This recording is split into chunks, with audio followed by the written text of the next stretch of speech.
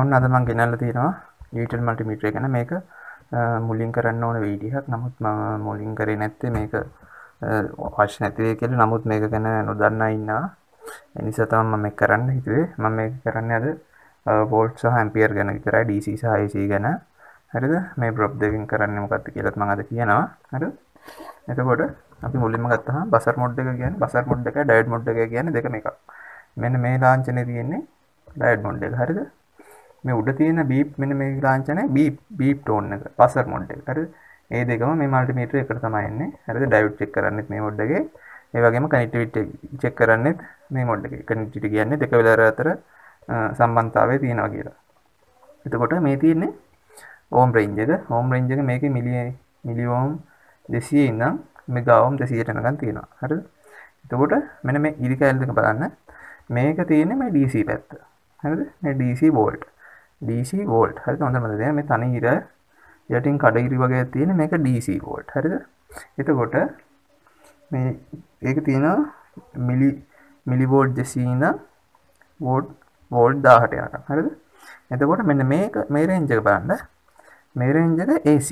මෙන්න මේ උහුදුරල වගේ තියෙන මේක AC වෝල්ට්. හරිද? AC volt. හරිද?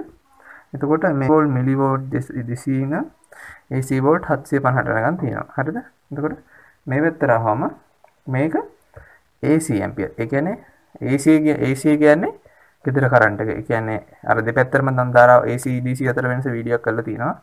AC කියන්නේ දෙපැත්තටම ධාරාව ගමන් කරනවා. DC කියන්නේ එක පැත්තකට විතරයි. හරිද? එතකොට මේ තමයි AC ඇම්පියර්.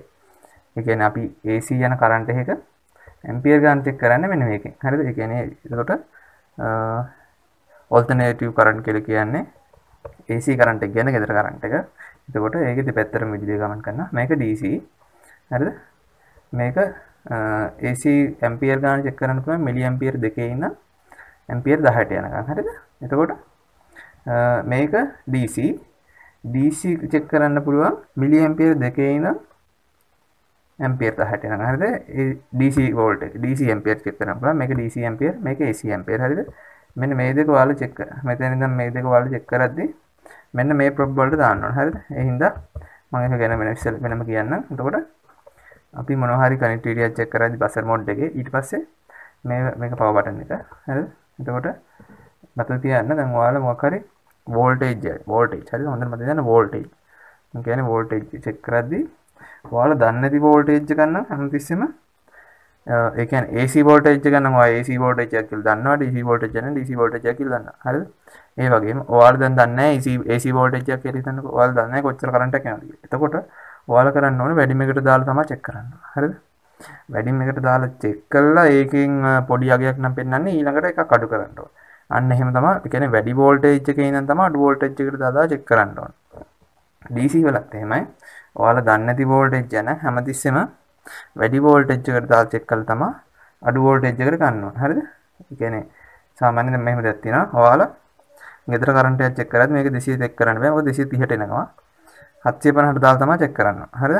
ඒ වගේම DC වෝල්ටේජ් චෙක් කරද්දී සාමාන්‍ය ෆෝන් බැටරි එක වෝල්ටේජ් එක ඔයාලා සාමාන්‍යයෙන් දන්නවනේ ඇම්පියර් 5 වෝල්ට් 5යි උපරිම 9ක් කියමුකෝ.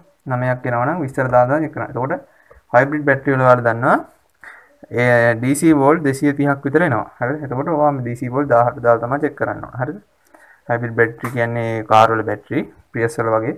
හරිද? ඒ වගේ DC වෝල්ට් 230ක්. හරිද? AC නෙමෙයි DC. මම කියන්නේ ඕනම බැටරියක්. හරිද? ඕනම ලෝකේ තියෙන ඕනම බැටරිය කියන්නේ DC කරන්ට් එකක්. හරිද?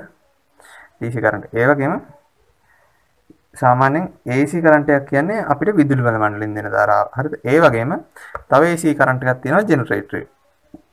හරිද? වෙන AC කරන්ට් එකක් වෙන විදියක් නැහැ. මම දන්න තරමින්. මම නොදන්න විදියෙන් සමහරට ඇති.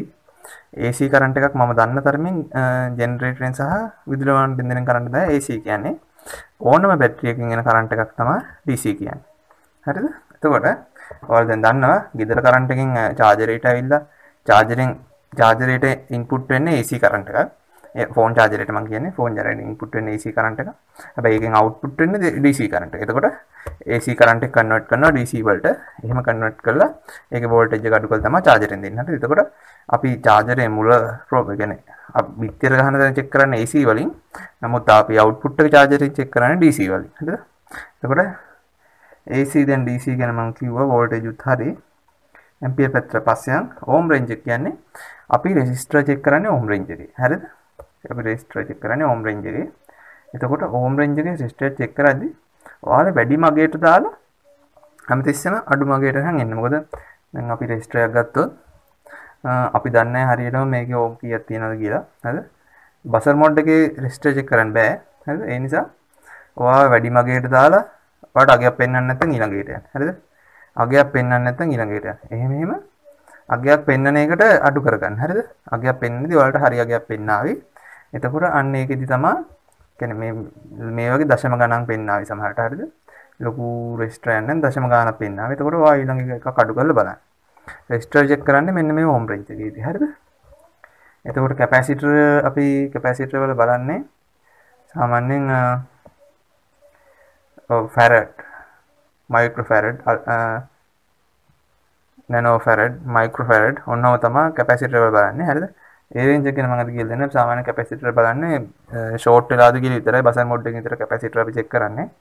හරිද? එහෙනම් මේ වගේක් සාමාන්‍යයෙන් අපි හොයන එක කරන්නේ නැහැ. ඒ හින්දා මම කියන කියලා දෙන්න යන්නේ නැහැ. හරිද? එතකොට දැන් මම කිව්වා රෙසිස්ටර් චෙක් කරන්න මේ රේන්ජ් එකේ මේක චෙක් කරන්න හැටිත් මම කිව්වා. අපි බලමු දැන් ඇම්පියර් ගැන. හරිද? හොඳට බලන්න. මේකේ තියෙන්නේ මිලි ඇම්පියර්. මෙන්න මේ ප්‍රෝබ් එක මත තියන්න. මෙන්න මේ මිලි ඇම්පියර් ඔයාලා කරන්ට් එකක් චෙක් කරනවා නම් හරිද? අනිවාර්යෙන් මිලි ඇම්පියර් ගණන් නම් මෙන්න මේකට චෙක් කරනවා. දාන්නවා. හරිද? එතකොට ලොකු කරන්ට් එකක් චෙක් කරනවා නම් ඇම්පියර් කරන්ට් මිලි ඇම්පියර් නම් මේක ඇම්පියර් නම් මේක. හරිද? ඒ කියන්නේ මෙන්න මේ රේන්ජ් එක තියෙනවනේ. මේකේ තියෙන්නේ මේ m කියලා. m කියන්නේ මිලි. මේ u කියන්නේ නැනෝ. මේ නැනෝ ෆැරඩ් වලට එන එකක් මේ සුදු පාටින් දාලා තියෙන එකකින් කොට කඳුර ගන්න බෑ. හරිද? එතකොට මිලි කියන්නේ මෙන්න මේක m අකුරෙන් එන එක. හරිද? මිලි ඇම්පියර් ගන්න. මේකෙත් එහෙමයි. DC වුණත් AC වුණත් මිලි ඇම්පියර් ගන්න චෙක් කරනවා. මෙන්න මේකට ප්‍රොබ් එක ගන්නවා. මේ රතු පාට ප්‍රොබ් එක ගලවලා මේකට ගහනවා. හරිද?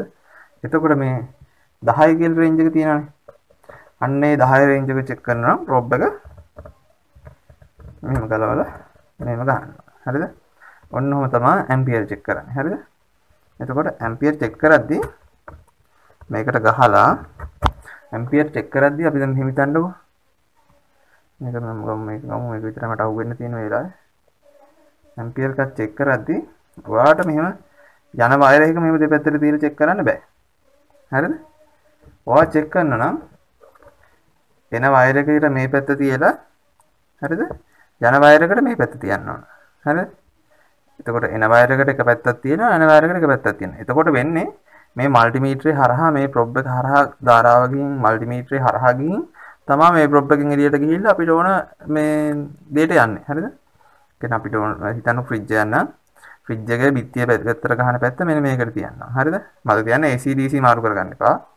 එතකොට ෆ්‍රිජ් ඔයා මතක තියාගන්න මේකෙන් ඇම්පියර් 10යි උපරිම. හරිද? ඔයාලා සමහර ගෙවල් වල දාලා තියෙනවා ඇම්පියර් 15 වේවා. හරිද? ඇම්පියර් 15 බේකර් දාලා තියෙනවා. එතකොට මේකෙන් එක චෙක් කරන්න බෑ. හරිද? මේක හොඳට මතක තියාගන්න. ඇම්පියර් 15 බේකර් දාලා ඇම්පියර් 10ට දාලා චෙක් කරන්න එපා. උපරිම ඇම්පියර් 10යි මේකේ පුළුවන්. ඔයාලා සමහර මල්ටිමීටර් ඇති ලොකු ඇම්පියර් ගන්න චෙක් කරන්න. ඒකට ඇම්පියර් 5 බේකර් දාපු විතරක් චෙක් කරන්න පුළුවන්. හරිද? එතකොට ඇම්පියර් 5 චෙක් කරන ගමන් බිත්තියෙන් එන ලයින් එකට මේක ගහන්න ඕන. ඒක ගහලා එතකොට අනිත් ඒ කියන්නේ ඍණ පැත්ත කොහොම හරි සම්බන්ධ කරගන්න ඕන මේ ඒ කියන්නේ අපි ඍණ පැත්ත අපි සාමාන්‍ය මෙහෙම දෙදර කරන්ට් එකක් නම් හිතන්නකෝ ඔයාලට මම පෙන්නන්න පැහැදිලිව මෙන්න මේක කියලා ගන්නකෝ මේක ගත්තාම ලයින් දෙකක් එනවනේ එක ලයින් එකක් එලින්ම කරන්ට් එක මේ බිත්තියට සෙට් කරගන්න කොහොම හරි හරිද අනිත් ලයින් එක එක ලයින් එකක් සෙට් කරගෙන අනිත් ලයින් එක මේ ලයින් එක කියලා දැන් මේ ලයින් එක එකක් මල්ටිමීටරයට දෙන්න ඕන අනිත් පැත්ත බිත්තියට දෙන්න ඕන හරිද එක ලයින් එකක් කොහොම හරි සෙට් කරගන්න අනිත් ලයින් එක එකක් මල්ටිමීටරයට දෙන්න ඕන එකක් බිත්තියට ගහන්න ඕන හරිද එතකොට මේ ප්‍රොබ් එකෙන් එන ධාරාව මල්ටිමීටරය හරහා ගිහිල්ලා තමයි මෙතෙන්ට යන්නේ එතකොට මේක ඔන් වෙන්නේ මේ ප්‍රොබ් එකෙන් හරයන ධාරාව මල්ටිමීටරය හරහා ගිහිල්ලා තමයි ඔන් වෙන්නේ හරිද හොඳට මතකද එතකොට මේක ඔයාලා මේ සමාන්තරගතව සම්බන්ධ කරලා හරියන්නේ ශ්‍රේණිගතව. හරිද? ශ්‍රේණිගතව කිව්වම ඔයාලා මම කියලා දීලා තියෙන්නේ. එතකොට ඔයා අනිවාර්යයෙන්ම තියන එකක් දාගන්න ඕනේ. මේ එකක් අනිවාර්යෙන් කෙලින්ම කරන්ට් එකට සම්බන්ධ කරගන්න. අනිත් එකක් මල්ටිමීටරේට අනිත් එක තමයි කරන්ට් එක බිත්තිය පැත්තට. ඔන්න ඔහොම දීලා තමයි මම මේ ඇම්පියර් චෙක් කරන්නේ. හරිද? එතකොට ශ්‍රේණිගතව සම්බන්ධ කරන්න ඕන. ඔයාලා ඇම්පියර් චෙක් කරනවා. හරිද? එතකොට ඇම්පියර් චෙක් කරද්දී නම් දැන් කිව්වා මේ ප්‍රොප් දෙක මාරු කරගන්න එපා.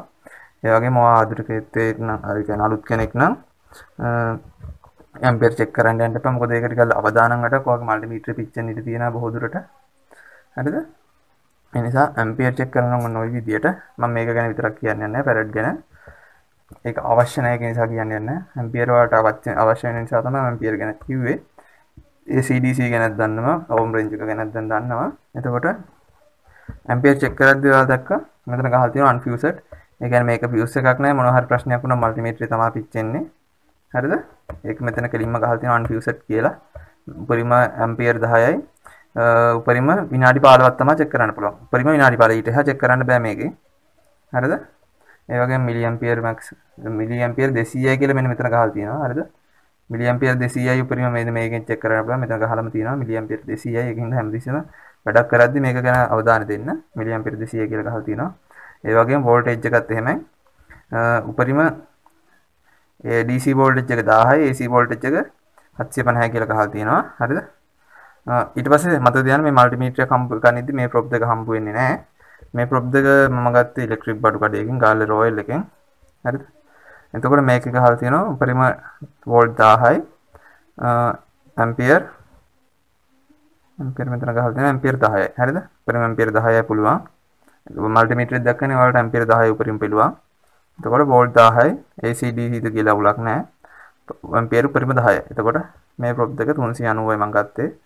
රොයල් එකේ ෆෝන් කඩේක මේක රුපියල් 2000ක් විතර එනවා. මේ පේනවනේ. මේ චෙක් කරන්න සුපිරිම ප්‍රොප් දෙකයි.